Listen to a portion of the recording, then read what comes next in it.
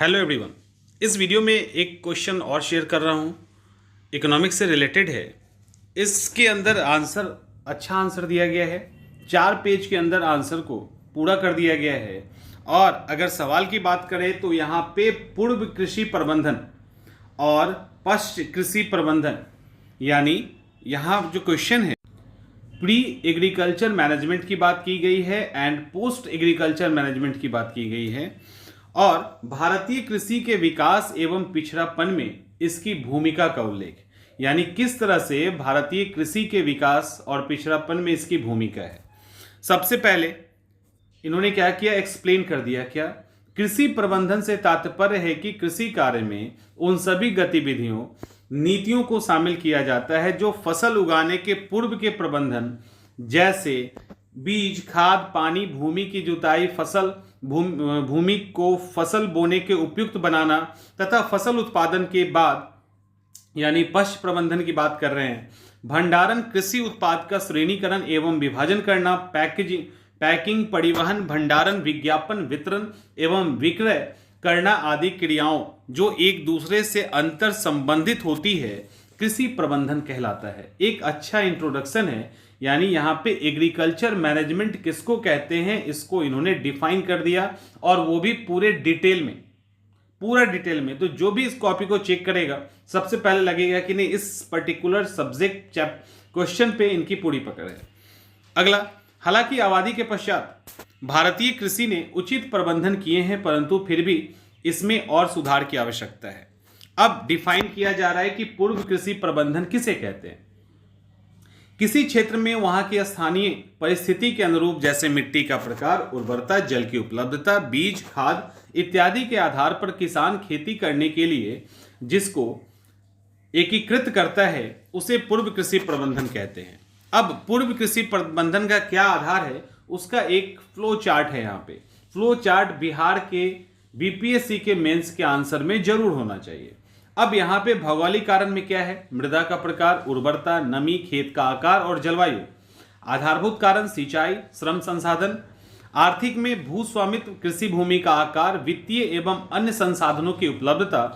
और आखिर जो है वो है कृषि आदान की उपलब्धता, मतलब उन्नत किस्म के बीज, उर्वरक और कीटनाशक, मशीनीकरण इत्यादि।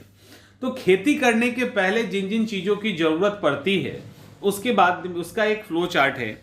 और इसके बाद पश्च कृषि प्रबंधन की बात की गई है, यानी फसल के उत्पादन के बाद आपूर्ति श्रृंखला प्रबंधन की एक प्रमुख महत्वपूर्ण कड़ी है। इसके अंदर भंडारण, परिवहन और विपणन आता है। अब इसका भी एक छोटा सा फ्लो चार्ट है, यानी कृषि उत्पाद का श्रेणीकरण। बहुत ही अच्छा पॉइंट है कि पहले कौन किस वैरायटी का है, किस क्वालिटी का है, उसको अलग करना। सॉरी। उसके बाद पैकिंग करना, परिवहन करना, भंडारण करना, विज्ञापन देना और विपणन करना।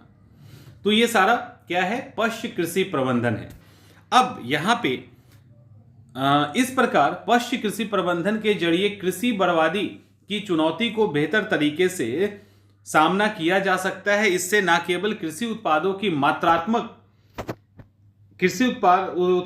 मात्रात्मक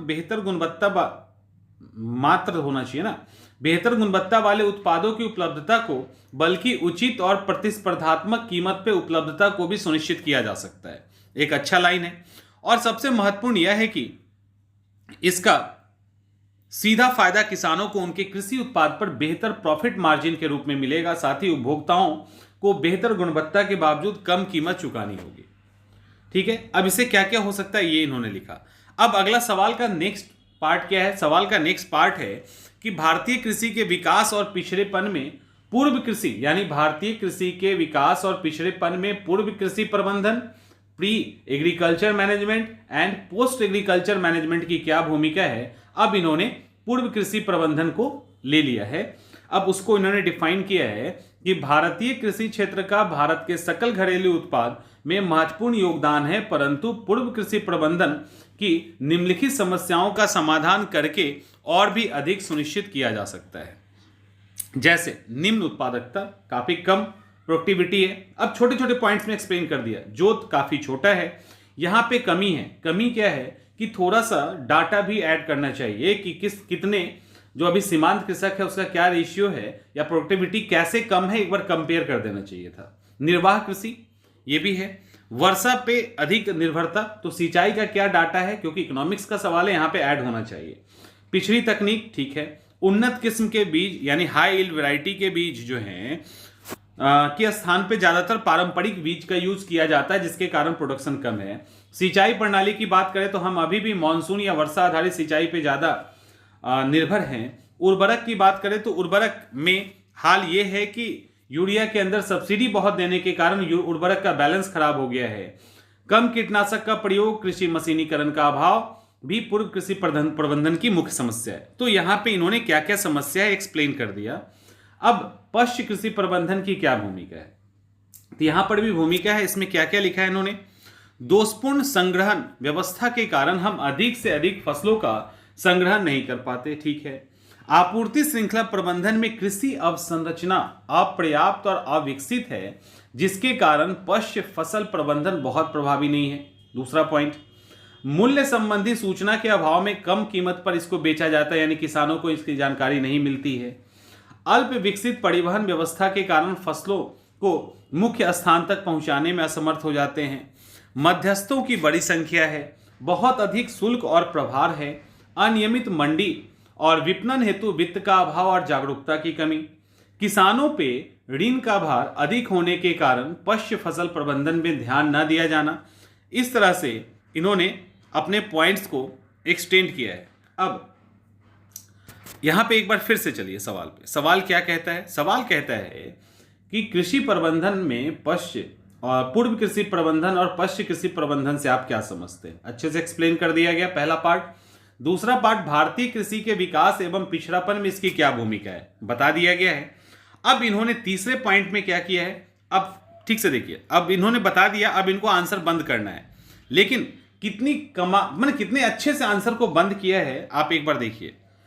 उपरोक्त समस्या को दूर करने के लिए निम्नलिखित के लिए समय समय पर सरकार ने पूर्व कृषि प्रबंधन और पश्च कृषि प्रबंधन के विकास के लिए विभिन्न योजना आरंभ किया है। लिखा हुआ नहीं है, बट चूंकि इनको बंद करना है तो थोड़ा सा यहाँ पे उस प्लान को भी दिखा दिया, ज्यादा नहीं दिखाया, कितना आराम से बिना लाइन एक तरह से समझो खींच दिया गया जो दिख नहीं रहा है।